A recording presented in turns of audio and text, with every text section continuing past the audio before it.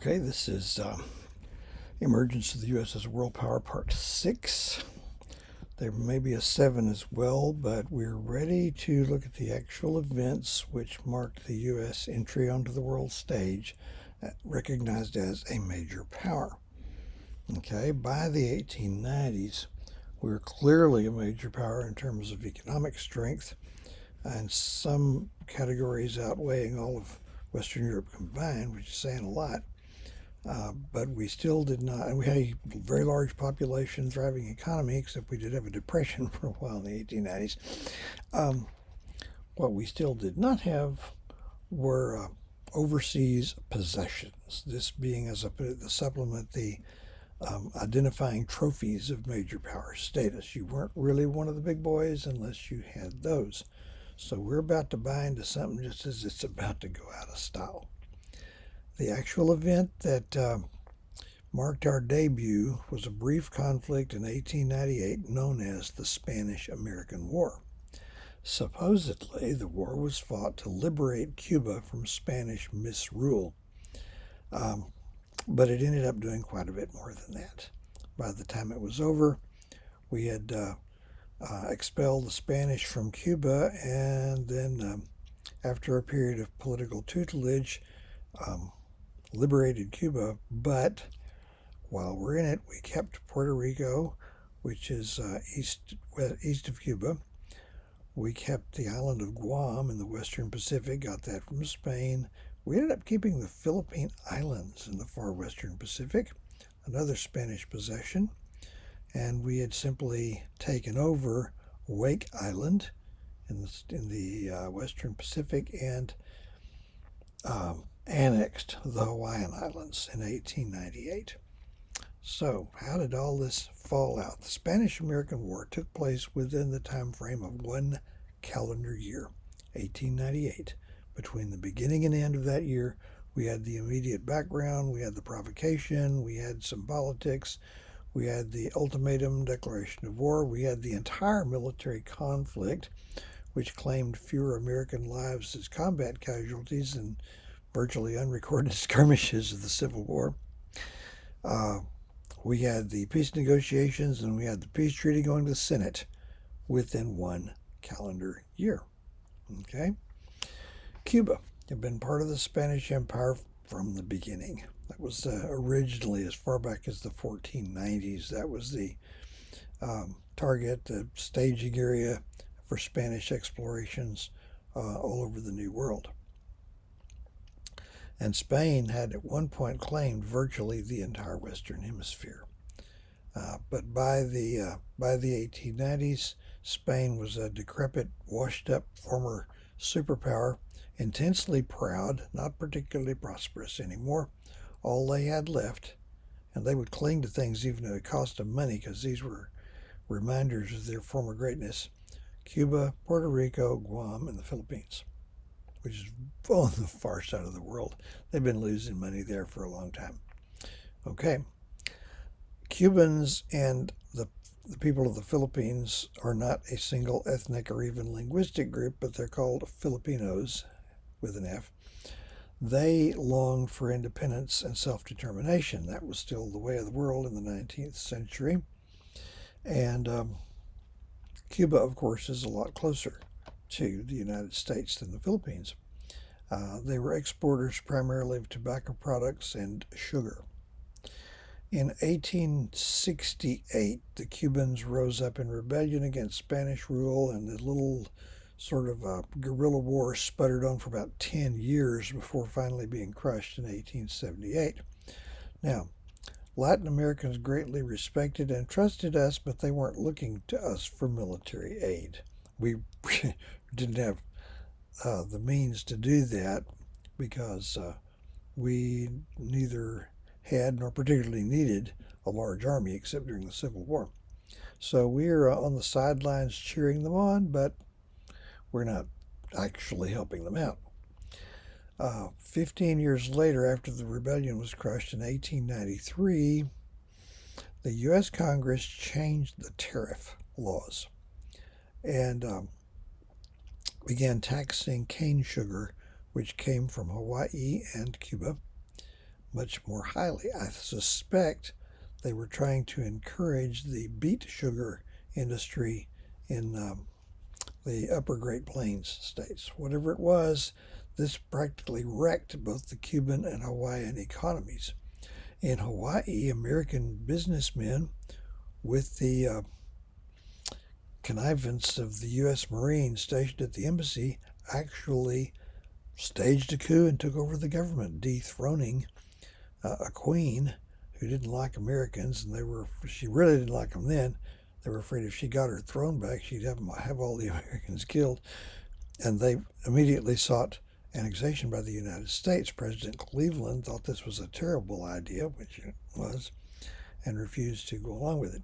But the Cuban economy is also set back, and in the resulting aftermath, the Cuban rebellion flared up again, this time taking the name Cuba Libre, presumably Free Cuba. Okay, this put the Spanish military in Cuba in a very difficult situation because they're a conventionally trained military, conventional weapons and tactics, but the enemy didn't wear uniforms. They mingled with the general population. They staged their operations in remote base camps in the mountains and the jungles. They would only strike by complete surprise when they had the advantage, and then they'd fade back into the population. So, that should sound familiar, shouldn't it?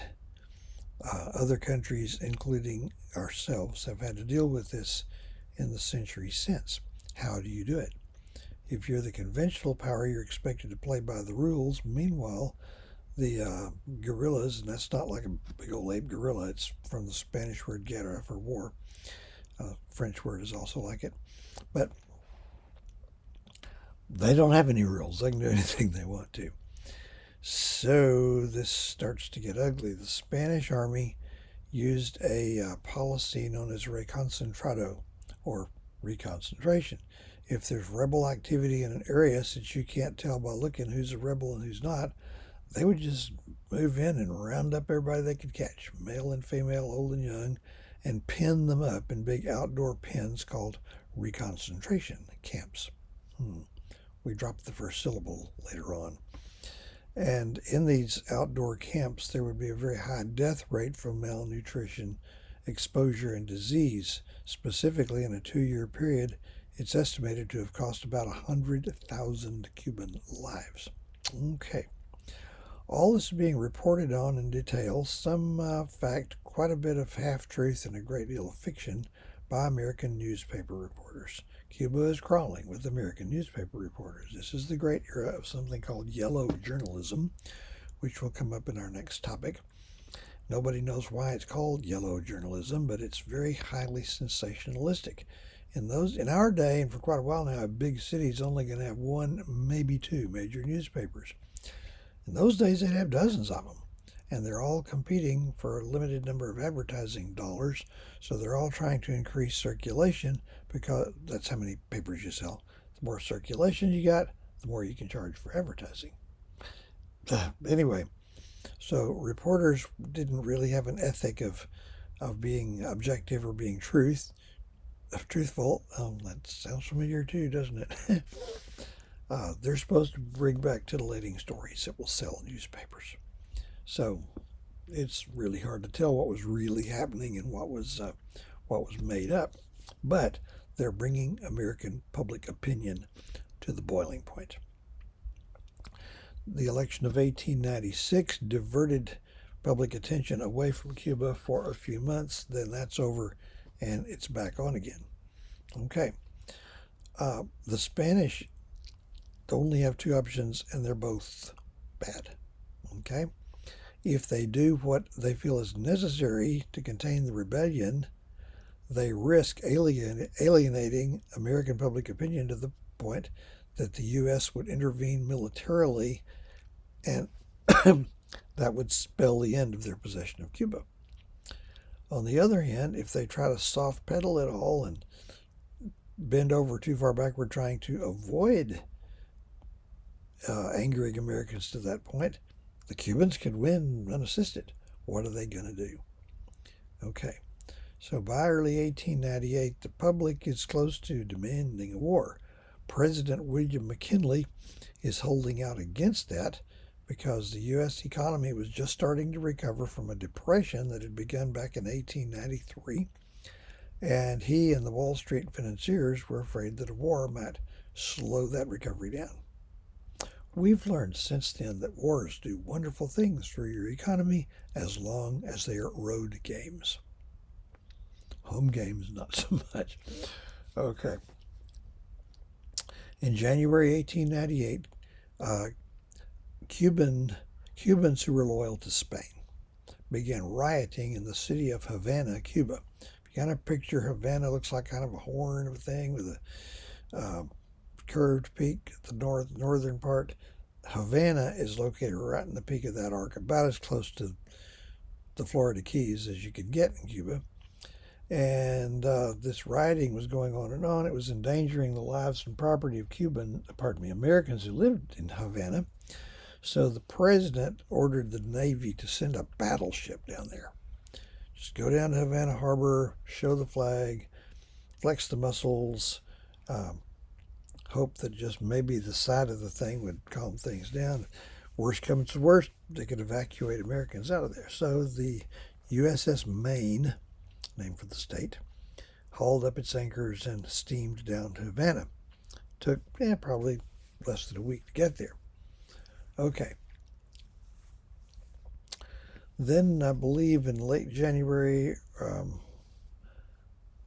a New York City newspaper reporter committed a serious federal crime, but you may have observed you can commit federal crimes, but if they're done for political reasons, they're okay.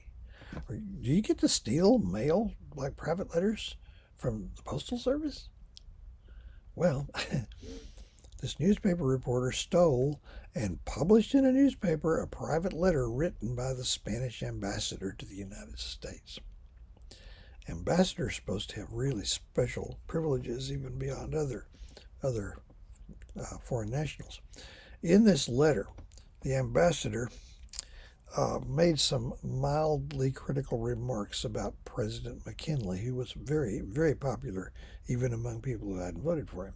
The president, according to the ambassador, was weak and a bidder for the admiration of the crowd, which means the ambassador seriously didn't get it. McKinley is trying to bar the door and keep a war against Spain from happening. But the public is boiled over this Spaniard criticizing our president. Who does he think he is?